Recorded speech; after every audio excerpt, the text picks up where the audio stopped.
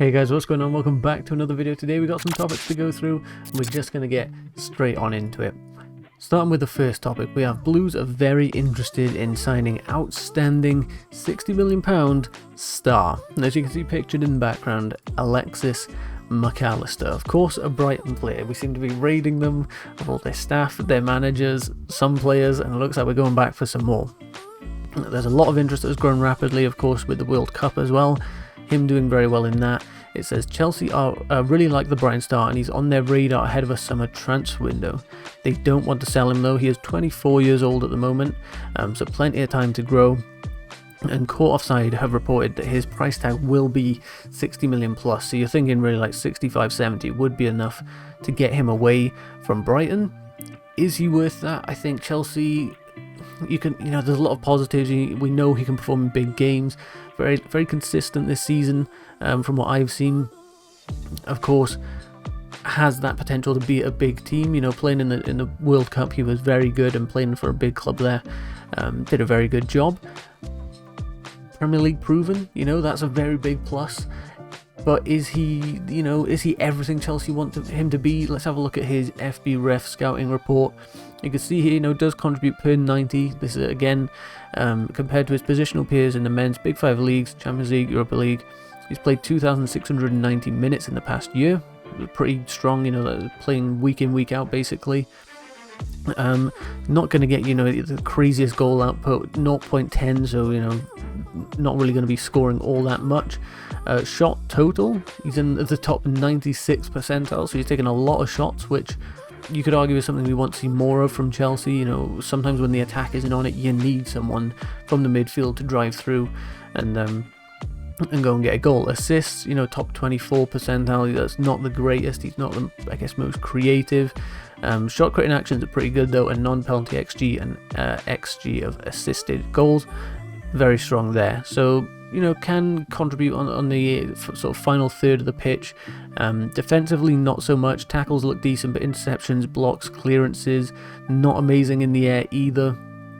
That's not really what you're going to be buying him for. He's not a strong physical presence, even though the tackle numbers aren't too bad. 2.51 tackles per 90 is okay, but it depends who you're pairing him with, right? If you're not buying him to be the defensive player, you're sort of buying him to be the attacking player in the midfield, or the progressive player, I guess.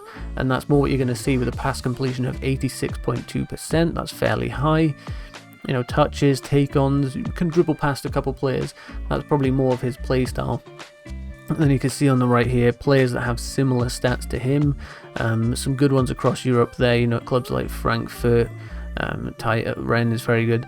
Of course, you've got İlkay Gundogan, not a crazy strong comparison. But if we do click on this to compare them, a few of the key stats that you can have a look at over this season. Goals, Alexis McAllister on 7 to İlkay's 3, 1 assist to Gundogan's 3. Some good numbers here. He's having a breakout season, I'd argue, so maybe expect these to come down a little. You could argue if he's playing at a top club, a club better than Brighton, which Chelsea currently aren't, but in the future you'd expect them to be, maybe those numbers would even go higher. So you are looking at a player that can get around 10 goals. Maybe you can push it to about 5 assists a season. I think that's pretty good numbers from the midfield. But the passing stats here really are quite good. You can see better passing than İlkay Gundogan here in his totals. Some very strong numbers. So overall, would he be a good player? Yes. Is he someone I think we should be spending 65-70 million on?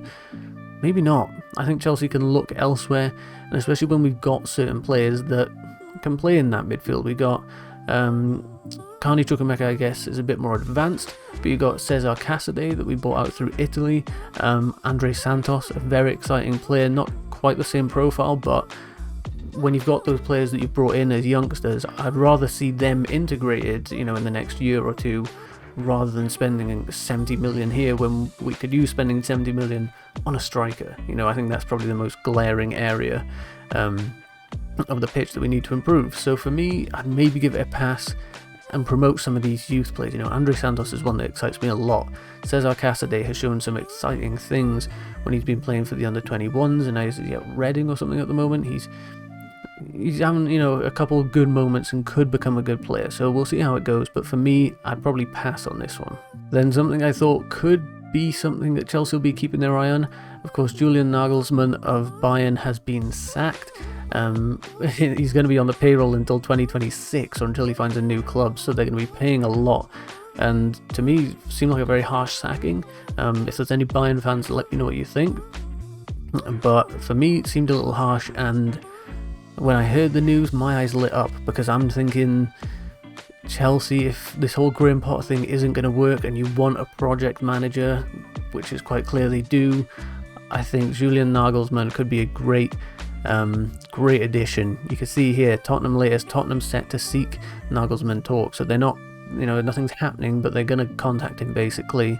And then he had once owned a Spurs shirt. I'm not sure that necessarily means much in the footballing world, but Spurs are going to be going for him, of course, with Kante situation. Basically, it's done, and I don't think Chelsea will do it.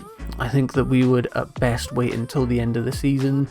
If things look good with Potter, they'd persist. If it's just sort of as it is, you know, getting a couple wins, but then draws and losses in games that we should be winning, maybe they would do it then, but even then I think it's unlikely.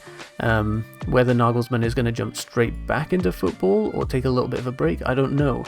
If he does take a bit of a break, then that suits Chelsea a lot, because we can see if this Graham Potter thing is going to work, and if it's not, go and get Julian Nagelsmann. He'd be a great manager. I wanted him after Tuchel left, ideally, so this could be a big one for Chelsea, but there are going to be other clubs looking for him. Then we have the topic of Chelsea on the verge of agreeing a new contract for 290 grand a week.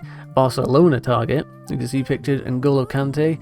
Also would like to mention, N'Golo Kante did play in a friendly behind closed doors. He played an hour, which is very exciting. And we've got some news on another player that was playing in that friendly, Alex Matos, who I believe is on trial maybe with Chelsea. He played in centre midfield and got 2 assists next to Kante in the 3-0 win. Southampton and Newcastle also want him, but Chelsea want him too. We haven't yet offered a contract. But back to Kante. I don't know much about this guy, so that's why I'm not going too deep on that. But Matt Law reporting on the London is Blue podcast that he has a new contract on the verge of being agreed, which is a very exciting thing, because whether Kante is going to be the same after this injury, who knows? You know, it's been so long, like it feels like almost a year of him being out. It's going to be very exciting to have him back. Whether he'll be the same, I don't know, but I think it's worth taking the chance on Kante if we're going to offer him a 2-3 year deal.